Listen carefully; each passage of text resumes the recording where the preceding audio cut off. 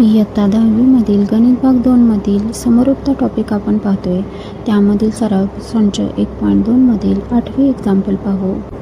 Triangle LMN मध्ये किरण MT हा कोन LMN चा दुभाजक आहे.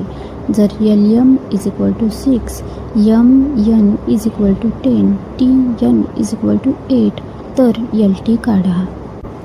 आकृती पाहून घ्या. आता याचे सोल्युशन पाहू. ट्रायंगल LMN मध्ये किरण MT हा कोन LMN चा दुभाजक आहे. कारण पक्ष, म्हणून LM/MN = LT/TN. कारण त्रिकोणाच्या कोनदुभाजकाचे प्रमेय. म्हणून 6/10 = LT/8.